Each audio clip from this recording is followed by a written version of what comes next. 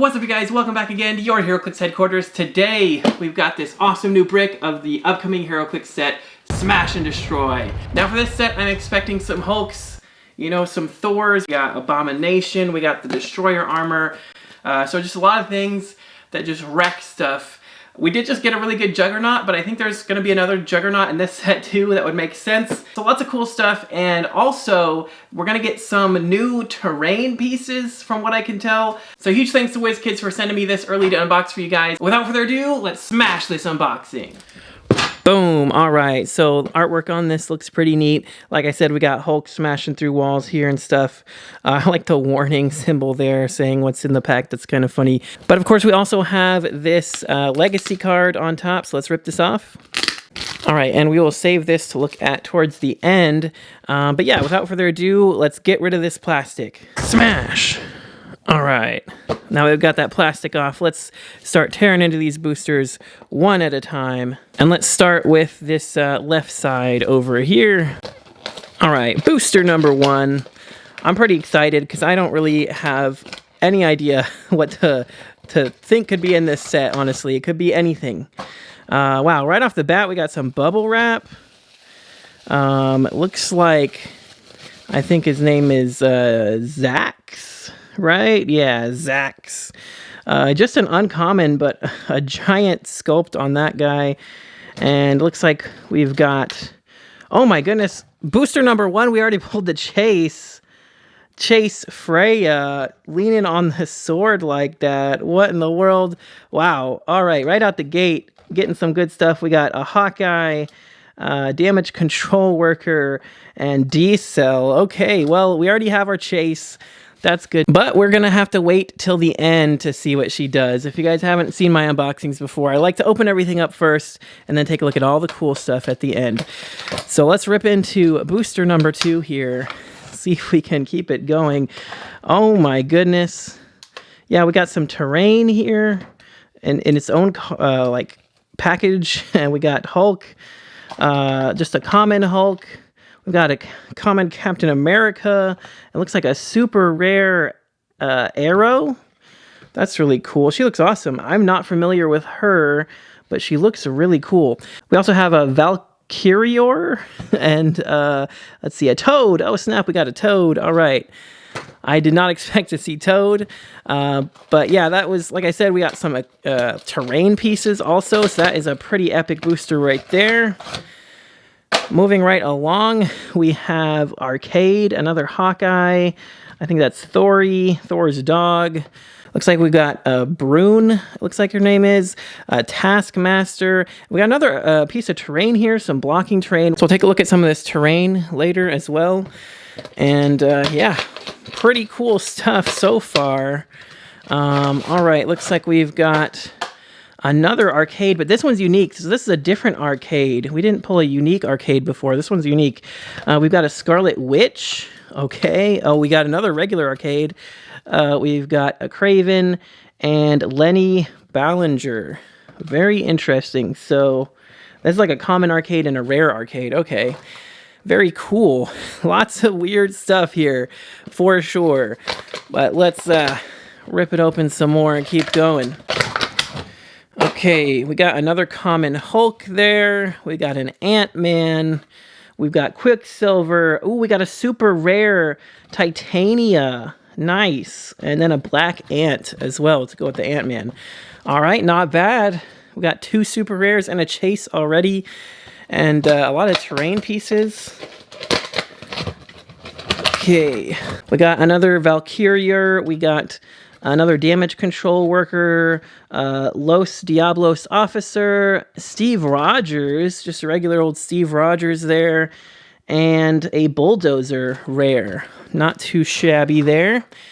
Pretty cool that we've got a Steve Rogers in this set and a Captain America.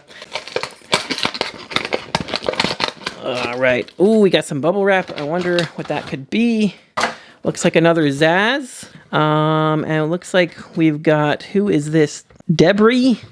Is she a super rare or just a rare? It looks like she's just a rare. We've got Pile Driver, Speedball, and another Hulk. All right, still 4 boosters to go, 5 including this one. So we still got a good amount of things we could pull here. All right, another Zaz. Looks like he's just an uncommon, so we're going to get a few of him. We got an Absorbing Man there. We've got a Speedball, Pile Driver, and a Debris. Looks like another one of her. All right, moving right along. Next booster. Ooh, got somebody big there. Oh, yeah, he's falling out of the pack. He's so big. We've got I think that is, Goliath holding up the booster pretty much. Goliath is pretty big. We got, is this another Zaz? Oh, no. Oh, what is this? Let's take her out of the wrapper real quick because she looks pretty cool. Okay. Oh, she's just an uncommon Quicksand. You know, I saw this sculpt and I really thought she was like a super rare or chase. So the fact that she's just an uncommon is kind of nuts. And Goliath is just a rare. I thought he might be a super rare or something. But, you know, you get some pretty cool characters and some pretty cool sculpts at some lower rarities, it seems like. So that's cool. Ooh, that is sick. What the heck is that? Oh, my gosh. We got a Fire Hydrant. Let's see. We got an Orange Absorbing Man this time. Yeah, that's a super rare. Who is that? That is Cinder. So that's really cool. She looks freaking sick. I love that sculpt and that Fire Sword. Yeah, we'll take a better look at that one later for sure. It looks like, is that another Craven? Yeah, another Craven, another Toad, and another D-Cell. But man, some pretty freaking sweet stuff. She's a super rare, that Cinder. So we've already pulled 3 super rares in a chase. May or may not pull anything else too crazy. I don't know. We'll have to see. Shucks, we got a broken Scarlet Witch. It sucks, but it happens from time to time. At least she's just an uncommon. Nothing too bad. Another Lenny Ballinger. Another Absorbing Man. I got like 3 different Absorbing Mans in all different colors. There's a blue one, an orange one, and a regular skin tone. And then we got another Damage Control Worker. And who is our rare? Wave. Rare Wave. Not bad. Okay. Last booster of the day. So we've already seen some really freaking cool stuff. I think I've also actually pulled what looks like a one-shot that I didn't notice earlier out of one of these boosters. So yeah, lots of cool stuff. Ooh, sweet. Okay. We've got a Rhino. He is freaking amazing. We've got another General Ross. Oh, General Ross. Awesome. Another Thori, another Arcade, another Ant-Man, and it looks like an equipment, I think this is a Wrecking Ball equipment. Not bad at all. I think that's some pretty good stuff. So, let's check out our Legacy card. Without further ado, as of me recording this, I don't even know what possible Legacy cards there are in this set, so I'm pretty excited to check this out. Let's see who we've got here. Boom. Ooh, all right. Legacy Maestro. Just the uncommon Maestro from Battle World. Got the Battle World Other Brute, Future, Monster, and Ruler keywords. Coming in at 70 or 50 points. Has a trait, Isospheres. When Maestro KOs an opposing character, after resolutions, heal him 2 clicks. And until the end of your next turn, he can use Power Cosmic. Wow. So whenever he KOs an opposing character, you get to heal him 2, and he gets Power Cosmic till your next turn. That's pretty nuts. Then his special move power gives him Phase Teleport, and when Maestro uses it after resolutions, he may make a close attack. What? Just Phase Teleport, full movement, and then close attack? 70 points, that gets you a 12 movement phasing to make a close attack.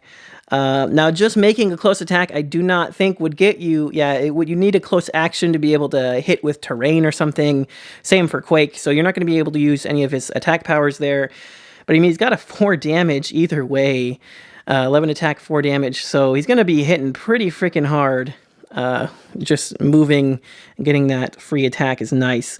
Then a special attack power, he just deals penetrating damage, and when Maestro attacks 1 or more characters that were damaged this turn, modify his attack and damage +1. Okay. So if somebody else already damages an opposing character, he gets a bonus to his attack and damage.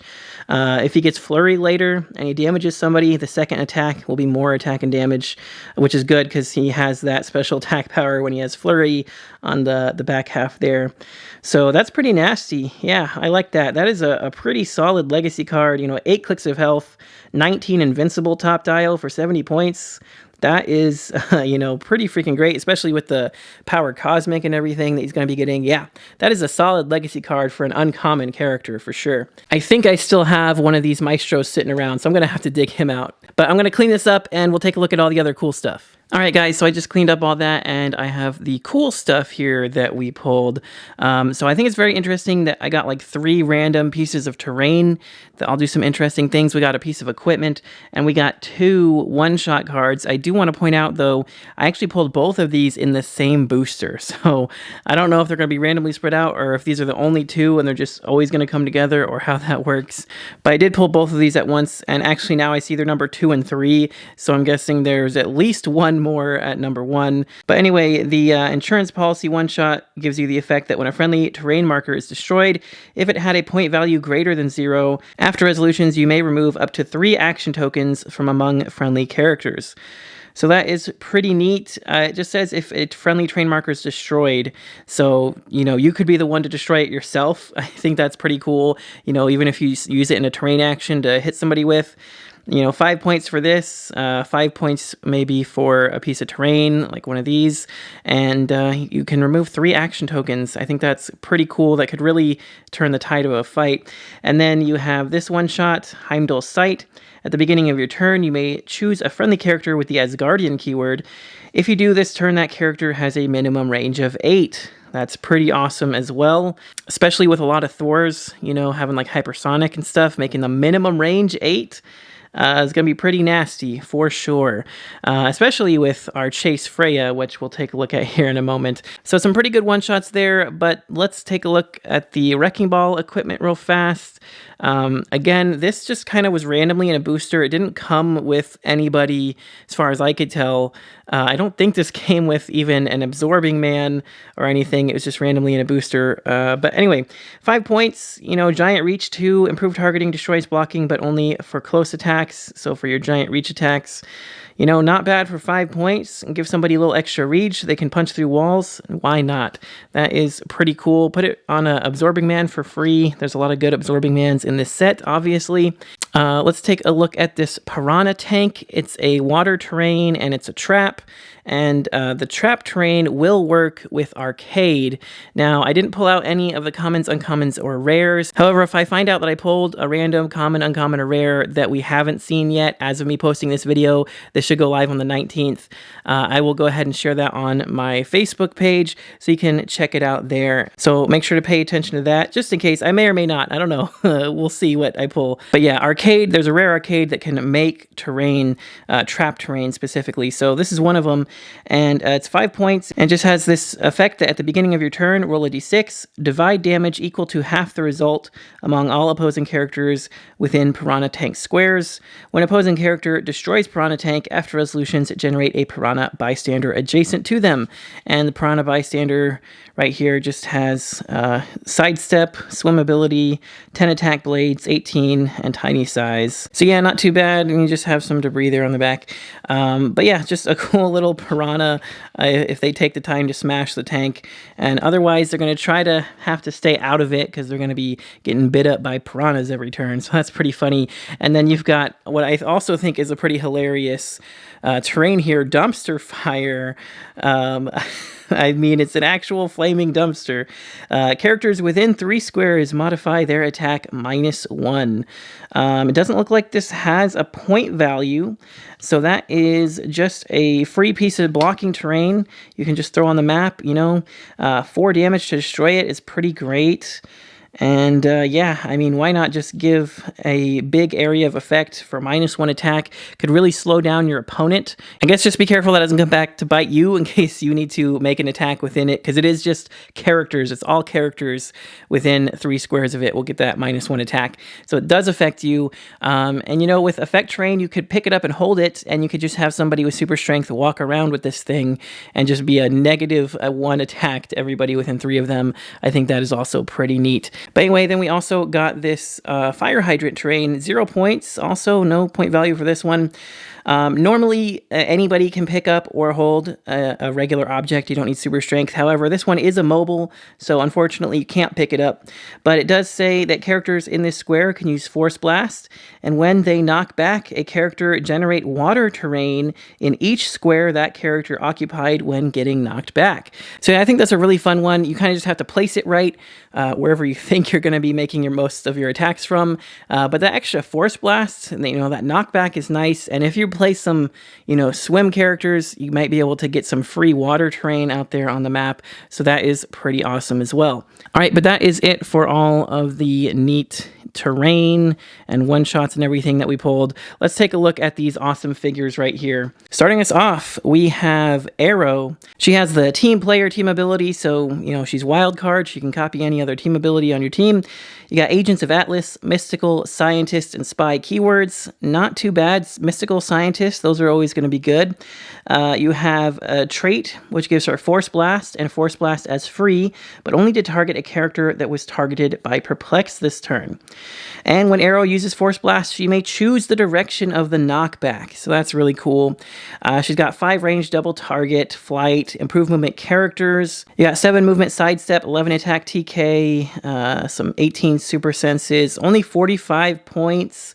3 damage with a special damage power that is, of course, Perplex and Probability Control, so she can perplex somebody and then free and knock them back with Force Blast. But she also has this other really cool trait here, which is Passenger 2, free, move a friendly character within range that can use flight or that shares a keyword with Aero 1 square, and they automatically break away. So that is really awesome to get that extra square of movement. So she is a really, really strong figure for positioning both your team and some of your opponent's figures as well. I mean, for one, you've got TK, you've got Sidestep, Flight, Passenger 2, so she can carry 2 people around, TK another one. And then she can free move somebody that has flight or shares a keyword 1 square, which is really good to either break away from somebody or just to get that little 1 extra square of reach that you might need. She can perplex up, you know, their movement so they can get that little extra farther as well.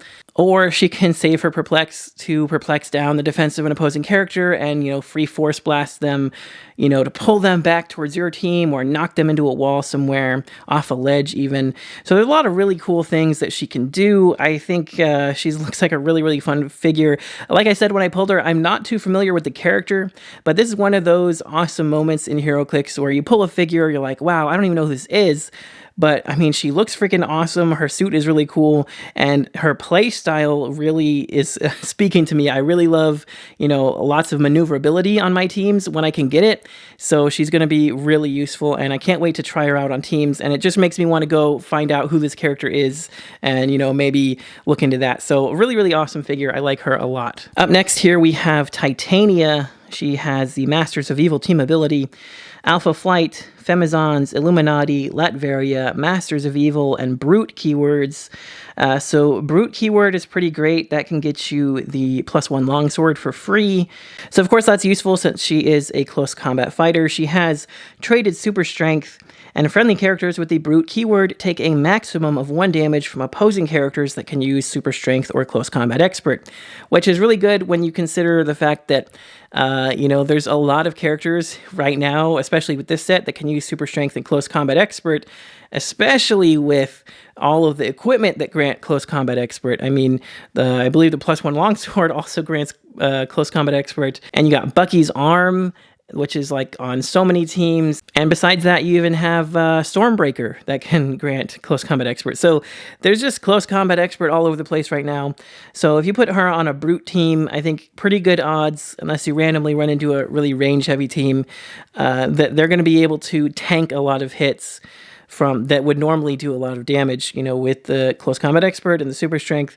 Yeah, just really, really cool effect. And I think, you know, playing her on the 30-point line as a support piece, kind of to give your team that ability to only take 1 damage, is a really neat option, especially since on the 30-point line, she's got Sidestep to help kind of get her into place, and that Masters of Evil team ability to lower the defenses of your opponent's characters when you're making close attacks. So not too bad as a brute support figure who can also make some good attacks herself. And her special attack power, Quake, when Titania uses it, she can use Giant Reach 3 if adjacent to a friendly character with the Brute keyword. So you really want to keep her next to a Brute, because a Giant Reach 3 Quake is pretty great, especially on her 30-point line with the Exploit. But, I mean, hey, just charge in there with a, you know, close combat expert, making her a 13 attack to Quake, you know, Giant Reach 3, knock around a bunch of people. For 100 points, not bad. I think she's pretty beastly at 100, but I kind of see a lot more use for her at 30, being a little bit more of a supporting figure. Either way, I like this Titania a lot. She's really cool. Next up, last but not least for our super rares, we have Cinder. And I just gotta say, this is one of the freaking coolest sculpts I've seen in a long time. This is another one of those characters I'm not too familiar with at all. So I think just the sculpt alone makes me think, wow, this character looks freaking awesome. I want to go find out who this character is. So, yeah, really cool sculpt, 10 out of 10. This could easily be a chase sculpt if you ask me. But anyway, she has the Asgardian monster, politician, and ruler keywords. She's also unique. I don't think I pointed out that Arrow was also unique, so you can only play one of her too. But anyway, yeah, Cinder is unique. She has traded poison.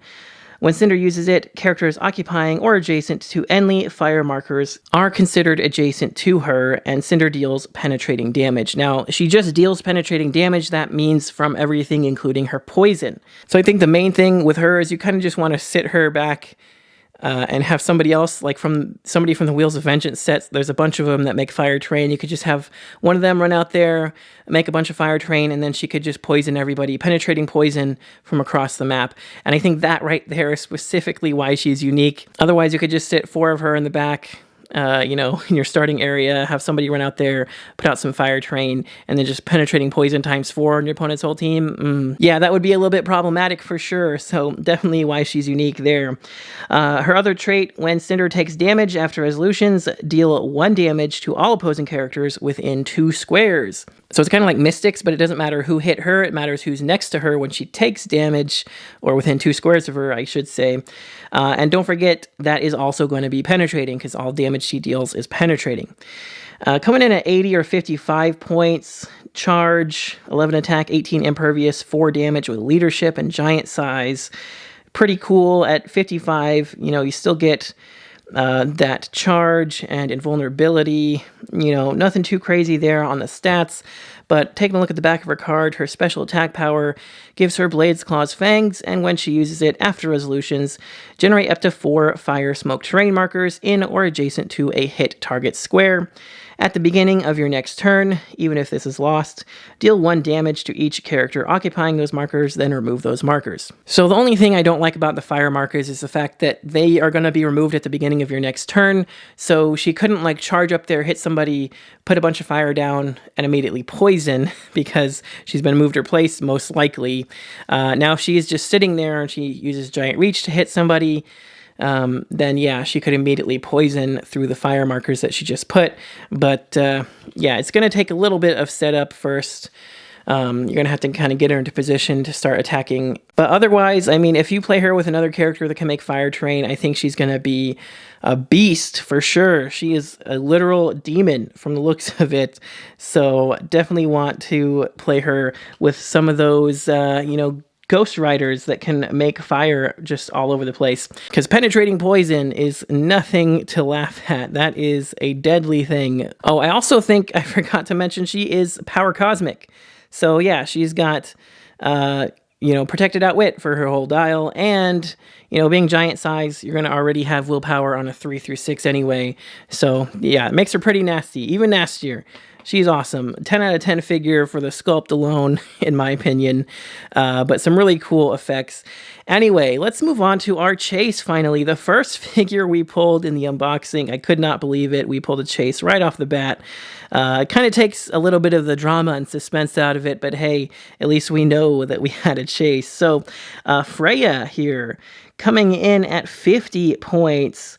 Also unique, also has power cosmic team ability, Asgardian, deity, marksman, mystical, politician, and ruler keywords. Marksman's interesting, so she could get trick arrows for free if you wanted to. Asgardian keyword means you could put Gaia on her, the goddess character from the Black Panther set. Of course, being mystical, you could put Chthon on her as well from Wheels of Vengeance. Yeah, I think that's everything that comes to mind. So just wanted to point out some of those options. But anyway, she has a trait that says at the beginning of the game, generate the storyline terrain marker that corresponds to Freya's starting click into any square on the map. Click number 1 is Lost Gods, click number 5 is Ragnarok, and click number 9 is War of the Realms. And we'll take a look at the inside of Ricari here to kind of explain more of that. So the next trait says when Freya would be KO'd, you may instead turn her to a starting line she hasn't been on yet this game, and your opponent scores 15 victory points. If you do, after resolutions, Freya generates the storyline terrain marker that corresponds to the click she was turned to. When a storyline marker is destroyed by an opposing character after resolutions, deal that character 1 unavoidable damage, protected pulse wave. So basically, she has 3 different start lines. You play her at 50 points. Pretty much each time your opponent would KO one of them, they can score 15 points, and you can just switch her to her next starting line. So it gives her a lot of survivability there. And if they go out of their way to destroy these special terrain she makes, then they're going to take an unavoidable damage for it. So it's kind of good incentive for them not to do it if they don't want to take that unavoidable. Then she also has traded probability control, and Freya may use it up to 3 times a turn, but only if she targets characters with the Asgardian keyword. Other characters within range can't use probability control. Super nasty. And she does have a 4 range triple target. So 4 range, no other prob controls. And she can probability control 3 times on Asgardian. So that's freaking amazing. Asgardian's going to be such a strong keyword after this set. But taking a look at her special terrain, the Lost Gods storyline effect is immobile, and Lost Gods can't be used in terrain actions. And friendly characters within 4 squares modify attack +1. So that's pretty nice, an attack buff. And then the Ragnarok one is also immobile, can't be used in terrain actions, and friendly characters within 4 squares modify defense +1, so you get a defensive boost. And then War of the Realms is also immobile, can't be used in terrain actions, and friendly characters within 4 squares have Safeguard, opposing perplex, and opposing probability control. So just straight up protects them from it if, she's not close enough to stop them from using prob anyway. So yeah, pretty freaking cool. She has a lot of really, really unique and interesting effects. If you take a look at her dial again, sidestep, 12 attack blades, leadership, barrier, with the triple prob and everything is nasty. Otherwise, you got some force blast, super senses, outwit. She starts with 12 attack blades on all 3 start lines, so that's cool.